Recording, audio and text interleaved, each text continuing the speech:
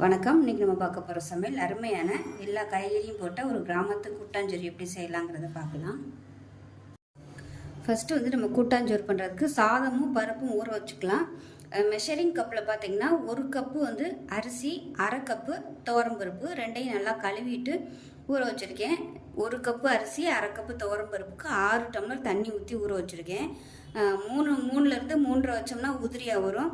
சாதம் வந்து நல்லா குழஞ்சிருந்தால் நல்லாயிருக்கும் அப்படின்னு நினச்சிங்கன்னா நீங்கள் 6 டம்ளர் வச்சுக்கோங்க. எனக்கு குலைவாக இருந்தால் தான் பிடிக்குங்கிறதுனால நான் வந்து 6 டம்ளர் வச்சுருக்கேன். இப்போ இது நல்லா ஊறட்டும்.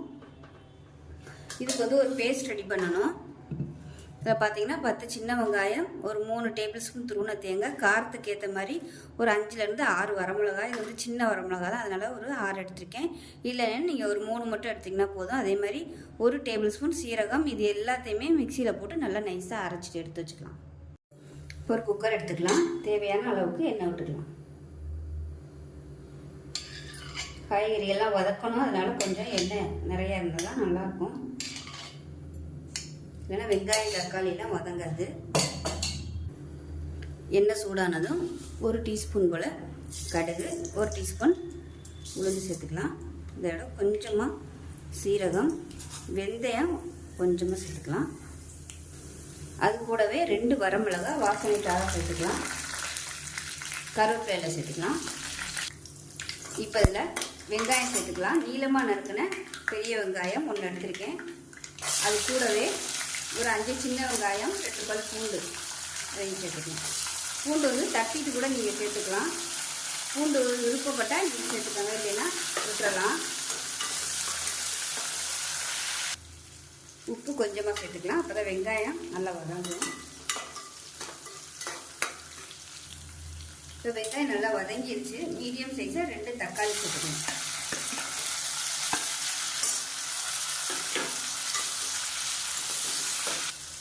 மஞ்சள்தூள் 1/4 டீஸ்பூன் சேர்த்துக்கலாம்.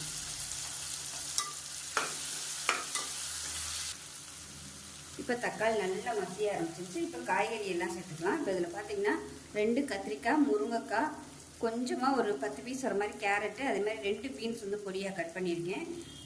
ஒரு உருளைக்கிழங்கு எடுத்திருக்கேன். இப்போ இது எல்லாத்தையுமே சேர்த்துக்கலாம். உங்களுக்கு எந்த காய்கறி விருப்பமாக இருக்கோ அதை சேர்த்துக்கலாம். அதே மாதிரி அவரைக்காய் சேர்த்துருக்கேன். வாழைக்காய், அவரைக்காய், எல்லா காய்கறியுமே நீங்கள் வந்து இதில் சேர்த்துக்கலாம், நல்லாயிருக்கும்.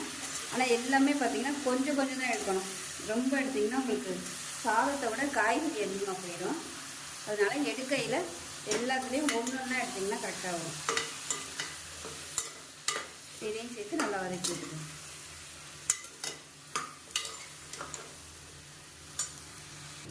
இப்போ இந்த காய்கறிக்கு தேவையான உப்பு சேர்த்துக்கலாம். அப்போ தான் அந்த காயில் வந்து உப்பு பிடிக்கும். ஒரு 2 நிமிஷம் இந்த எண்ணெயிலே வதக்கி விட்டுக்கலாம். இப்போ இதில் ஒரு 2 டேபிள் ஸ்பூன் சாம்பார் தூள் சேர்த்துக்கலாம். காரம் வந்து நான் கம்மியாக தான் சேர்த்துருக்கேன். உங்களுக்கு விருப்பப்பட்டால் நீங்கள் எக்ஸ்ட்ரா வந்து மிளகாத்தூள் சேர்த்துக்கலாம். இப்போ இதையும் சேர்த்து இந்த எண்ணெயில் நல்லா வதக்கி விட்டுக்கலாம். குழம்புத்தூள் சாம்பார் தூள் பார்த்தீங்கன்னா கடையில் உள்ள சாம்பார் தூள் எடுத்திங்கன்னா நல்லாயிருக்கும். வீட்டில் அரைச்சதும் நீங்கள் யூஸ் பண்ணிக்கலாம்.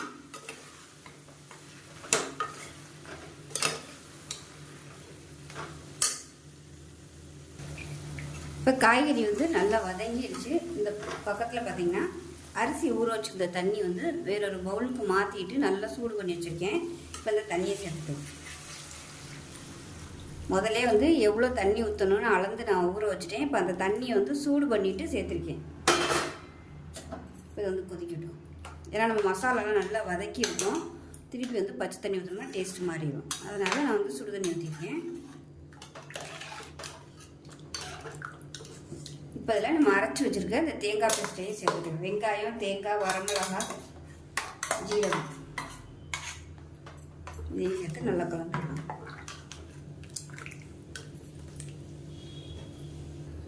இப்போ இதில் புளித்தண்ணி சேர்த்துக்கலாம் தேவையான அளவுக்கு. இப்போ கலந்துட்டு செக் பண்ணி பார்த்துக்கோங்க உப்பெல்லாம் கரெக்டாக இருக்கான்னு. இது வந்து நல்லா கொதிச்சதுக்கப்புறம் தான் நம்ம அரிசியை சேர்க்கணும். உப்பு கம்மியாக இருக்குது, உப்பு சேர்த்துக்கலாம். உப்பு வந்து கொஞ்சம் தூக்கலாகவே இருந்தால் தான் நல்லாயிருக்கும். ஏன்னா சாதம் வந்து அடுத்து சேர்க்க போகிறோம். அதனால் கொஞ்சம் லைட்டாக சுருக்குன்னு இருக்கிற மாதிரி இருக்கட்டும்.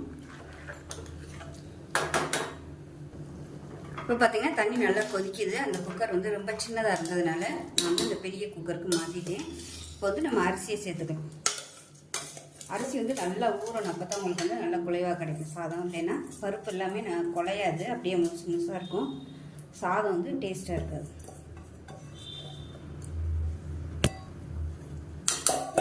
கலந்து விட்டுட்டு முருங்கைக்கீரை வந்து ஒரு கைப்பிடி அளவுக்கு சேர்த்துக்கணும். நல்லா கழுவிட்டு எடுத்து வச்சுருக்கேன், அதையும் சேர்த்துக்கலாம். முருங்கைக்கீரை தான் சேர்க்கணும்னு அவசியம் இல்லை. உங்கள்கிட்ட எந்த கீரை இருக்கோ நீங்கள் வந்து அதை சேர்த்துக்கலாம். இப்போ கலந்து விட்டுட்டு மேலாப்பில் பெருங்காயத்தூள் சேர்த்துக்கலாம். நான் வந்து தாளிக்கையில் சேர்க்கலை. இது மாதிரி லாஸ்ட்டாக சேர்த்திங்கன்னா உங்களுக்கு ஃப்ளேவர் நல்லா அதிகமாக இருக்கும். நல்லா கலந்து விட்டுட்டு மூடி வச்சிடலாம். லைட்டாக ஒரு கொதிய ஆரம்பிக்கட்டும், அதுக்கப்புறமா மூடி வச்சுக்கலாம். இப்போ நல்லா கொதிக்குது, கொத்தமல்லியில் சேர்த்துக்கலாம். இப்போ வந்து மூடி வச்சிடலாம். ஒரு தடவை நல்லா எல்லாத்தையும் கலந்து விட்டுக்கோங்க.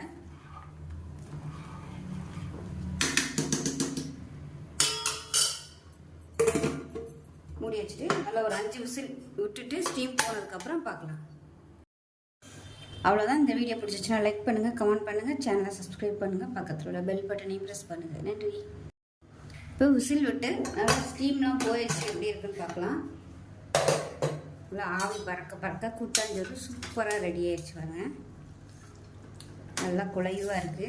இந்த மாதிரி இருந்துச்சுன்னா தான் நல்லாயிருக்கும். ஆறுச்சுன்னா உங்களுக்கு நல்லா அப்படியே கெட்டியாக வந்துடும். கீழே மசாலா எல்லாமே இருக்கும், நல்லா கீழே இருந்து பரட்டி விட்டுருங்க. இது கிட்டத்தட்ட சாம்பார் சாதம் மாதிரி தான். சாம்பார் சாதம் வந்து இந்த அளவுக்கு குழைவாக இருந்தால் தான் சாப்பிட்றதுக்கு நல்லாயிருக்கும்.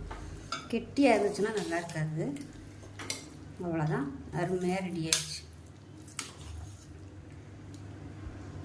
இப்போ நமக்கு அருமையான கூட்டாஞ்சோறு ரெடி ஆயிடுச்சு. இதுக்கு பார்த்தீங்கன்னா நான் அப்பளம் தான் வச்சுருக்கேன். அதுலேயும் பெரிய அப்பளத்தை விட இந்த மாதிரி குட்டி அப்பளம் தான் டேஸ்ட் சூப்பராக இருக்கும். ஸோ அவ்வளோதான். இந்த வீடியோ பிடிச்சிச்சுன்னா லைக் பண்ணுங்கள், கமெண்ட் பண்ணுங்கள், சேனலை சப்ஸ்கிரைப் பண்ணுங்கள், பக்கத்தில் உள்ள பெல் பட்டனையும் ப்ரெஸ் பண்ணுங்கள். நன்றி.